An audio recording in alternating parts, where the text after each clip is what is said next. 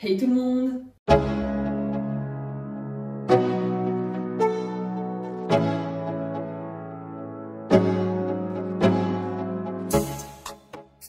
J'espère que vous allez bien. On se retrouve aujourd'hui pour un nouveau vlog rénovation. On a commencé à faire le bureau dans une première vidéo où j'ai fait vraiment tout le coin, bureau, ordinateur, etc. Et dans le vlog suivant, on s'était attaqué à la peinture et à la décoration de tout ce qui est plutôt décor à l'arrière du bureau. Aujourd'hui, on se retrouve pour terminer à 100% cette pièce. Il manque encore plein de petites décos, des rideaux, plusieurs do-it-yourself qu'on va faire ensemble dans cette vidéo. Et d'ailleurs, pas que pour le bureau, on va aussi en faire pour le salon. Donc ouais, globalement, c'est une vidéo qui est remplie de plein de do-it-yourself. J'espère que vous allez kiffer. Et donc sur ce, je vous laisse avec la vidéo.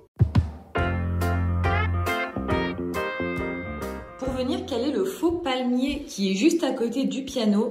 J'ai été à Casto acheter 2 pots en terre cuite comme ça. Ce sont des pots qui font 17 cm de diamètre. Là pour le moment on les a collés. Je touche pas trop parce que je suis pas sûre que la colle est bien prise. Mais l'idée maintenant que ça a cette forme là, ça va être de venir le peindre avec de la peinture noire mélangée à du bicarbonate dessous d'histoire d'avoir un effet texturé. Et quand tout ça sera sec, on pourra venir mettre à l'intérieur les mousses que j'ai acheté pour planter le faux palmier et qu'il se tienne bien à l'intérieur. Et ça devrait avoir un rendu plutôt sympa.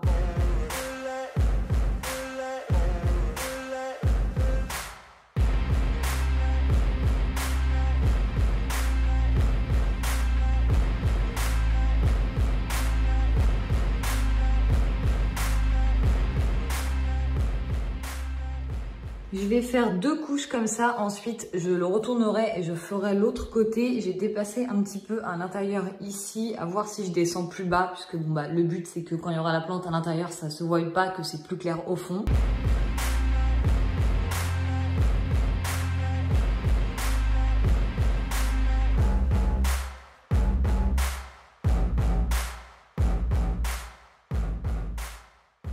Maintenant que ma peinture est bien sèche, je vais venir couper des blocs de mousse à placer à l'intérieur.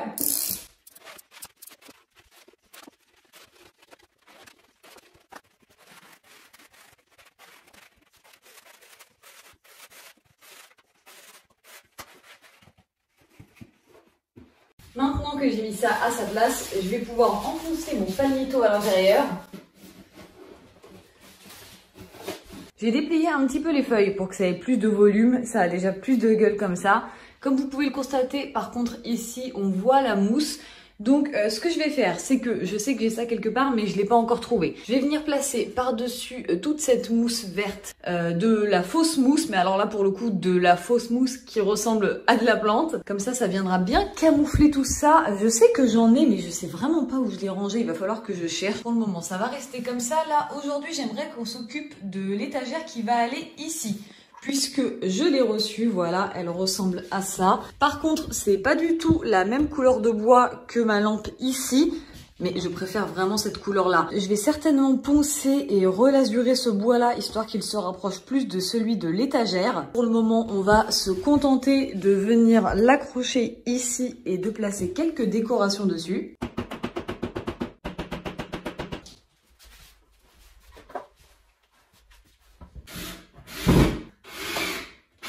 Maintenant que l'étagère est en place, j'ai sorti plein de petites décos ici que je pourrais éventuellement poser. Ici, j'ai un cadre photo avec une photo de monsieur et de Laïa quand elle était tout bébé. Elle est trop mignonne. J'adore cette photo, donc je vais sûrement la mettre par là. J'ai un diffuseur que je pourrais mettre de ce côté, en sachant que là, je laisse exprès une place pour un DIY que je vais faire, je vous en parle juste après. Si je cale des petites bougies. Voilà, je vais laisser ça comme ça, étant donné qu'ici, donc, il y aura une lampe en plus. Je vous avais dit aussi que je voulais mettre la genre de liane qui était là sur cette étagère, mais maintenant que je la vois, je sais pas si ça ferait trop. En vérité, ça me plaît pas mal sur le piano et surtout vu que je m'en sers pas trop, ça ne me gêne pas. Donc, je vais m'arrêter là pour aujourd'hui. Je vais essayer de trouver la mousse pour mettre là-dedans. Ici, on va fabriquer la petite lampe, en tout cas l'éclairage d'ambiance qui va aller sur l'étagère. On va aussi se fabriquer ensemble la lampe qui ira là, celle qui est la même que dans le salon et que je vous ai montré précédemment. De ce côté-là de la pièce, ça s'est pas mal vidé, donc je vais pouvoir aussi faire une petite déco pour aller par là avec vous. D'ailleurs, je sais pas si vous avez remarqué, mais il n'y a plus de chaises au niveau du piano, tout simplement parce qu'elles ont fini dans le salon. C'est vrai qu'avant, je laissais seulement les 4 chaises blanches, mais récemment, on a eu du monde à la maison et j'avais descendu du coup la chaise noire qui était dans le bureau et celle-ci, elle était dans la chambre. Et finalement, maintenant, je les laisse autour de la table parce que j'aime bien le rendu avec ces chaises. Comme quoi, j'ai vraiment un avis qui change très très vite. Ça fait un moment que je pense aussi à refaire cette toile. Je m'en suis lassée, à vrai dire. Vous aurez peut-être aussi remarqué que je vous ai pas reparlé de la cuisine depuis une éternité. Croyez-moi, c'est pas parce que j'ai envie de vous faire attendre ou quoi que ce soit. On avait un plan de travail et une joue qui devait être relivrée. On a effectivement été relivré, hein, le plan de travail est bon, mais la joue en fait qui fait le pied de notre bar n'est pas bonne. Donc on est reparti pour 2 mois d'attente de livraison. C'est pas fou, mais voilà, c'est pour ça que vous n'avez pas encore eu les plans de fin de la cuisine. Donc comme je vous l'ai dit, on se retrouve pour faire plein de petits do it yourself comme ça, et au passage comme ça je pourrai enfin vous faire les plans avant-après du bureau, puisque normalement cette fois-ci il devrait être entièrement terminé. Il est temps qu'on se mette à fabriquer la petite lampe d'ambiance que je vais placer sur l'étagère du bureau. Ici, on retrouve un petit dessous de verre que j'avais acheté chez Action. Je crois que c'était moins d'€1 et j'ai pris ça en fait pour demander à mon chéri de venir couper ici et juste récupérer le carré. Ça va être le pied de ma petite lumière. Et ici, on retrouve une des chutes des tasseaux du salon, plutôt de la salle à manger. D'ailleurs, la chute n'était pas assez longue, donc j'en ai collé 2 morceaux ensemble. C'est pour ça qu'il y a un petit morceau de scotch ici qui soutient et qui garde les 2 tasseaux bien alignés entre eux le temps que la colle prenne. Si vous aviez vu l'épisode des tasseaux, vous saviez qu'on en avait des pleins mais aussi des creux comme ça à l'arrière. Là, pour faire ce DIY, j'ai plutôt opté pour un creux. Vous le verrez, ça va être bien plus pratique pour moi par la suite. Donc là, j'attends que la colle elle sèche ici. Mon monsieur va venir me couper ça. Et ensuite, on pourra venir coller ces 2 parties-là ensemble. Voilà ce que ça donne une fois que le petit morceau est coupé. Donc maintenant, je vais venir coller ça là-dessus. J'ai reçu la LED que je vais venir coller à l'arrière. C'est pour ça que le creux qu'on a ici va s'avérer très utile. Je vais pouvoir faire passer la LED sans qu'elle dépasse à l'arrière, même si bon, elle est très très fine. Au final, les 2 seuls endroits où je pouvais couper ma bande LED, c'était pas du tout les endroits où ça m'arrangeait. Donc je ne l'ai pas coupée, je l'ai laissée en entière et je l'ai pliée. J'espère que ça rendra bien quand même et qu'elle marchera toujours. Je vais essayer de la brancher juste là. Bon, déjà bonne nouvelle, elle fonctionne toujours et au moins ça me fait 2 fois plus de LED. L'avantage c'est qu'avec cette télécommande, on a quand même pas mal de couleurs. Et donc là elle est à l'envers. L'idée c'est de la mettre contre un mur, histoire que la lumière sorte de derrière comme ça. Par contre, le fil est beaucoup trop court pour l'endroit où je voulais la mettre là-haut, je vous montre. Là, je l'ai branché et placé ici parce que le fil est assez long. Mais pour vous dire, dans l'idée, ça, c'est censé aller ici sur cette étagère. Donc, il me manque au moins 1 mètre de fil. Et trouver une rallonge fine et noire, ça va pas être évident. Mais bon, moi, je veux vraiment qu'elle aille ici. Je trouve qu'elle rend bien, même si, bon, elle est plus claire que l'étagère. Mais dans l'idée, elle a pile poil la place. Et surtout, avoir une zone de lumière de ce côté-là contre le mur, je pense que ça ferait bien. Bon, bah, j'ai plus qu'à essayer de trouver la rallonge parfaite pour ça. Je ne sais pas si vous aviez déjà aperçu cette flèche dans de précédents vlogs. C'est une flèche avec des petites ampoules ici qui ressortent partout. Je l'avais eu chez Maison du Monde il y a peut-être 5-6 ans. Et comme elle était placée au soleil, comme vous pouvez le constater, le papier de décor là, effet bois, c'est complètement abîmé. Enfin, il a délavé. Sauf là où il y avait les ampoules rondes, forcément, vous voyez un petit peu la couleur d'origine. Donc bon, dans l'état, il est vraiment pas terrible. Je l'ai démonté à l'arrière pour pouvoir sortir les petites ampoules. J'ai placé du scotch de masquage. Et maintenant, je vais essayer de repeindre tout ça avec le vert Céladon, toujours le même. Et j'espère pouvoir redonner une seconde vie à cet objet comme ça. Voilà ce que ça donne après une première couche. On voit encore un petit peu les stries et les dessins du papier qui sont en dessous. Donc, je vais attendre que ça sèche, passer une deuxième couche et refixer les ampoules. Comme ça, je vous montrerai ce que ça donne une fois terminé. Voilà ce que ça donne une fois tout remis en place. Je vais l'allumer pour vous montrer. Ça, je trouve que ça aura parfaitement sa place dans le petit coin cinéma. Je suis quasiment sûre que dans les vlogs précédents, je vous ai pas montré comment j'ai fait cette petite décoration en mode maillon de chaîne. C'est un peu le style de déco qu'on peut retrouver en pierre ou en marbre, comme par exemple chez Maison du Monde ou d'autres magasins du style. C'est une déco que perso j'aime beaucoup et c'est aussi une des décorations préférées de monsieur. Et récemment, il m'a dit qu'il l'aimerait encore plus s'il y avait un troisième maillon et c'est pas pour me déplaire. Donc je me suis dit que ce serait aussi le moment idéal pour vous montrer comment faire parce que c'est pas très compliqué. On va avoir besoin de seulement 3 choses, des petites mousses comme ça. Alors moi j'ai eu ça quand j'ai commandé des housses pour les 2 canapés qui sont à l'étage. Mais de toute façon, si vous n'en avez pas sur Amazon, ça se trouve, vous tapez mousse pour housse de canapé et vous allez avoir des lots. Il en faut 2 pour que ça fasse la même taille que ça. Donc ça, c'est ce qui vient faire la structure à l'intérieur de mes maillons. Je vais venir entourer tout ça de scotch de masquage pour lui donner la bonne forme et pouvoir recouvrir le tout de colle à carrelage. Je vais commencer par venir mettre un bout de scotch pour relier les 2 mousses entre elles. Donc je vais venir tout enrouler de scotch en le maintenant à peu près à la forme qu'il aura pour que le scotch justement aide à maintenir tout ça. Pour m'aider à avoir la bonne forme, je vais mettre un bout de scotch aussi de l'autre côté, mais celui-là on va venir l'enlever par la suite.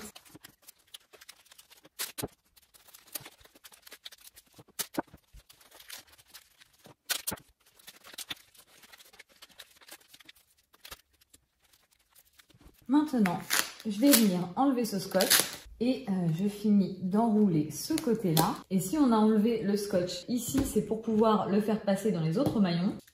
Et une fois qu'il est passé à l'intérieur, là, on va pouvoir venir le scotcher. Une fois qu'on est bon pour la forme, il ne reste plus qu'à enduire tout ça de colle à carrelage. Donc, ce que je fais, c'est que je fais une moitié. Comme ça, je peux le caler et le laisser sécher sans que ça touche d'autres parties. Je fais 2 couches en ponçant entre deux et ensuite, je vais pouvoir venir le retourner, faire aussi mes 2 couches par là.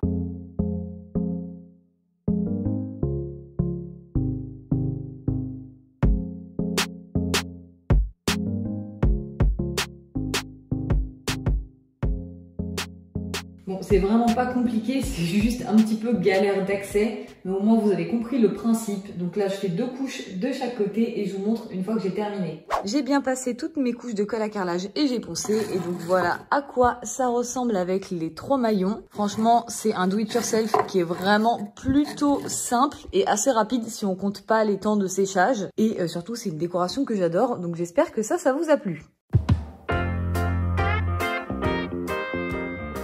Vous voyez cette toile sur laquelle j'ai passé des jours et des jours, voire même quasiment des semaines? Eh bien, c'était la dernière fois que vous la voyez, puisque ça y est, je m'en suis lassée et j'ai eu une autre idée de toile à faire à ce niveau-là. Et comme cette toile faisait déjà la bonne taille, j'avais clairement pas envie d'aller en acheter une nouvelle, donc j'ai tout défoncé. Et encore une fois, vu le temps que j'avais passé à faire cette toile, je me suis dit que j'allais au moins filmer pour qu'on puisse lui dire un dernier au revoir. Maintenant que j'ai à peu près clean la toile, c'est pas grave s'il reste des traces, étant donné qu'elle va être recouverte. L'idée c'était juste qu'elle soit le plus lisse possible.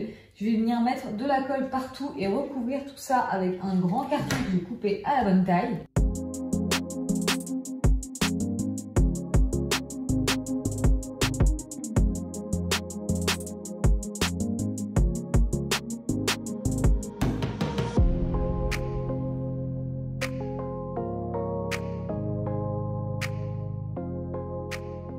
J'ai mis un maximum de poids au milieu pour que ça plaque bien le carton contre la toile. J'ai scotché sur les côtés. Maintenant, il ne reste plus qu'à attendre que tout ça sèche bien. Maintenant qu'on a notre base de toile qui est bien recouverte, j'ai coupé d'autres morceaux de carton pour venir les coller un petit peu partout. Un grand rectangulaire comme ça sur toute cette partie-là, mais il n'est pas hyper épais. Alors que vous allez le voir, il y a vraiment des différences d'épaisseur entre certains cartons et c'est volontaire. Le quart de cercle, je le verrai bien de ce côté-ci. Ça, c'est le morceau qu'il me restait justement quand j'ai coupé ce quart de cercle et je vais le réutiliser par là. Je vais juste faire passer mon cercle par-dessus. Et la grande arche que j'ai coupée, c'est plutôt pour aller par ici. Et celle-ci, elle est vraiment très épaisse, donc elle va bien ressortir. Voilà ce que ça donne pour le moment. Ici, je vais en rajouter une, voire 2, mais plutôt droite, comme j'ai déjà pas mal d'arrondis sur cette partie-là. Pareil, je suis pas à l'abri de replacer quelques petits morceaux, mais plutôt fins, De ce côté-là, en tout cas, les gros morceaux qui vont composer le dessin sont déjà présents. Ouais, je pense qu'avec un morceau là en plus dans ce coin, peut-être plus épais, ça rendra mieux. Donc je finis de couper tous les cartons dont je vais avoir besoin. Et pour fixer tout ça, je vais encore utiliser du scotch de masquage. Je crois que c'est la meilleure solution parce que au moins, contrairement à ma colle, je suis sûre que ça va tenir. Et encore une fois, comme ça va être recouvert, ça pose pas de problème. Voilà ce que ça donne avec tous les morceaux de carton. J'ai un petit peu chipoté pour le placement, donc ça m'a pris pas mal de temps. Là, vous verrez peut-être un peu mieux tout le relief. Donc, je suis plutôt contente du résultat pour l'instant. Je vous montre de tous les côtés, voilà à quoi ça ressemble. Et là, on va pouvoir passer à l'étape fatidique, celle qui va faire toute la différence, c'est l'enduit. Je viens enduire tout ça avec de l'enduit de lissage. Je vais prendre une petite spatule comme ça. J'en ai aussi une deuxième au cas où la première ne passe pas à certains endroits. Je ne sais pas si je vais pouvoir tout faire en un seul passage. Et je ne sais pas non plus par où commencer d'ailleurs. Bon bah quand faut y aller, faut y aller.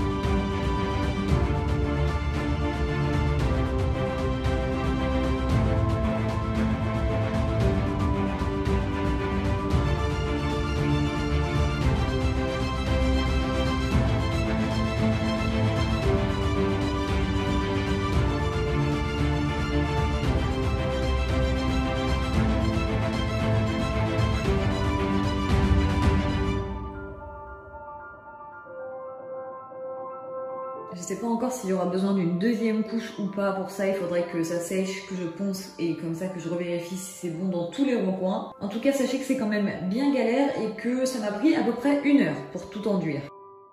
J'ai finalement passé une deuxième couche seulement à certains endroits, là où ça nécessitait vraiment, où ça avait creusé ou alors aux endroits où il y avait des petites fissures. Il est donc temps de passer à la dernière étape, l'étape peinture. Pour ce qui est de la couleur, je vais opter pour du beige, mais alors très clair.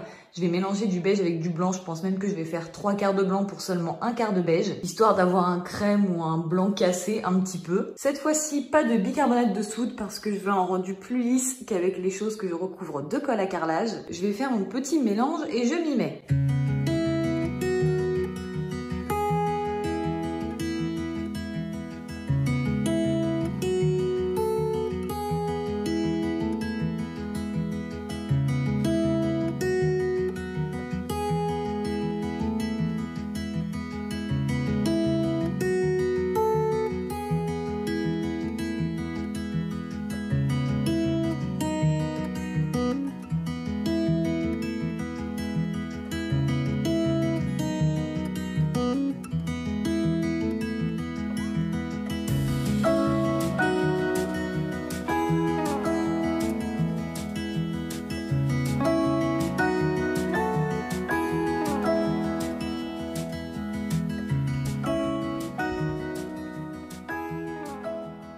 Voilà ce que ça donne une fois entièrement terminé. Je sais pas ce que vous en penserez. moi perso, je préfère carrément cette toile à celle qui était présente avant. Parce que, étant donné qu'elle est monochrome, je la trouve beaucoup plus discrète. Alors que pourtant, elle a plein de relief. J'aurais peut-être dû juste la faire d'un beige un tout petit peu plus clair. Ce serait mon seul regret. Bon, après, ça, c'est juste une histoire de coup de peinture à refaire un jour si j'ai envie de changer. Mais voilà, pour le reste, je suis vraiment très très fan. J'espère quand même que vous aussi. Et c'est ce qui vient conclure ce Do It Yourself. Bon, il est grand temps qu'on finisse ce bureau et la mousse dont je vous ai parlé, c'est ça. Je vais trouver ça à Action, je crois, donc je vais le mettre dans le pot. Bon, ça rend déjà mieux que quand on voyait la grosse mousse verte bizarre. Par contre, j'en ai mis absolument partout, donc je vais devoir faire un bon coup de ménage. Ah oui, au fait, c'est vrai que je vous ai pas dit, j'ai réussi à trouver une rallonge ici pour le fil de la lampe. Alors, je vous l'accorde, vu que le fil est pas droit, c'est un peu voyant. Ceci dit, je vois vraiment pas comment faire en sorte que ça soit plus discret que ça. Si vous avez une idée, n'hésitez pas à me dire en commentaire. Mais là, au moins, elle est branchée et elle fonctionne. Ouais, bon, bah, comme il y a le Velux juste à côté qui fait jour, c'est pas hyper flagrant, mais elle fonctionne. Maintenant, je vais venir m'occuper des rideaux. J'ai acheté des petites tringles comme ça chez Casto qui sont étirables et surtout qui sont autocollantes. Donc, il n'y a pas besoin de percer pour les accrocher. J'ai dégraissé mon mur avant, histoire d'être sûre que ça colle bien, même si je suis toujours moyen sûre que ça colle bien. Bon, là, en l'occurrence, c'est pas un rideau lourd qui va être accroché, c'est un voilage. Mais j'ai quand même quelques doutes, on verra si ça tient. Par contre, une fois que la barre est collée, vous vous en doutez, on ne peut plus la décoller pour enlever les rideaux. Donc on ne peut pas mettre des rideaux à œillet classiques, et c'est pour ça qu'ici, on a des petites pinces. Et j'ai acheté une deuxième barre, puisque vous vous en doutez, si j'accroche juste un voilage là, ça va tomber tout droit, carrément jusque limite devant les malles. Donc je vais venir installer une autre tringle à ce niveau-là pour venir coincer le rideau à l'intérieur. Bon, là, vous comprenez un peu mieux pourquoi je vais être obligée de mettre une deuxième tringle.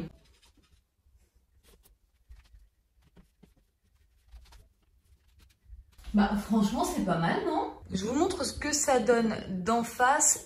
Pour la petite info, ça c'est un voilage que j'avais qui traînait dans mes tiroirs et que je n'avais pas utilisé depuis je sais pas combien de temps, donc je me suis dit que ce serait l'occasion. Après, vu que c'est du blanc, ça rajoute pas un truc de ouf, j'aurais préféré du vert ou du beige. Mais bon, écoutez, j'avais fait un petit tour sur des sites et j'avais rien trouvé qui me plaisait vraiment. Donc je suis partie sur un truc que j'avais déjà. On va maintenant pouvoir passer au dernier do it yourself, celui de la petite lampe. Si vous avez vu le précédent vlog, vous savez déjà à quoi c'est censé ressembler. Sinon, surprise, ou alors peut-être que vous l'aurez vu dans la miniature, j'en sais rien. Bref, en tout cas pour ce DIY, il n'y a pas besoin de grand chose. Vous l'aurez constaté, j'ai besoin d'un carreau de verre comme ça que j'ai acheté à Casto. Alors quand vous l'achetez, c'est comme ça, il y a du blanc ici tout autour. Ça, il suffit de frotter avec de l'acétone pour l'enlever et pour se retrouver avec un carreau totalement transparent. Un carreau de ce type à Casto, ça peut aller de 5 € à 20 € selon le modèle que vous prenez pour venir faire le pied de la lampe. Ici, on a des tasseaux. Alors nous, en l'occurrence, c'est des chutes de ces tasseaux-là qu'il nous restait encore. Alors comme vous pouvez le constater, il est abîmé. Ça, c'est pas grave parce que ça va être la partie qui va être cachée par le carreau de verre. De l'autre côté, il est propre. Et on va avoir besoin d'une petite LED. Alors ça, c'est une LED néon parce que je trouve que ça diffuse quand même un petit peu mieux la lumière qu'une LED classique. Ceci dit, c'est une LED néon AliExpress, donc là, franchement, elle coûte à peine 5 €, donc il faut pas s'attendre à un truc de fou non plus. D'ailleurs, si vous avez vu la vidéo du bureau, ne comparez surtout pas ça avec la lampe néon Xiaomi parce que ça n'a rien à voir. Mais pour ce qu'on a à faire aujourd'hui, ça sera largement suffisant. Je suis venue tracer au crayon, je sais pas si ça se verra bien, oui, si quand même. Le contour ici de la LED, partout où on va la faire rentrer dans le morceau de bois. Ah oui, j'ai pas précisé, nous on a mis 2 tasseaux parce que évidemment, en termes de taille, ça ne suffisait pas. Mais si vous avez directement un morceau de bois à la bonne taille, ce sera quand même mieux. Donc maintenant que ça c'est tracé, on va venir, ou plutôt mon chéri va venir creuser tout le trou ici à la défonceuse, histoire de pouvoir faire rentrer la LED à l'intérieur. Maintenant que le trou à la défonceuse est fait, il va falloir rentrer la LED à l'intérieur.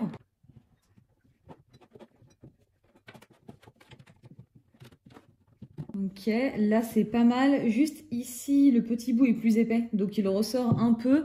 Mais comme c'est creux là-dessous, je pense pas que ça va poser problème. Le seul truc qui pose un petit peu problème, c'est la surépaisseur ici. Bon, bah, je vais peut-être devoir recreuser un tout petit peu juste à ce niveau-là. J'ai réussi à recreuser un petit peu plus profond ici pour que ça rentre bien à fleur. Maintenant, je vais venir mettre donc le silicone.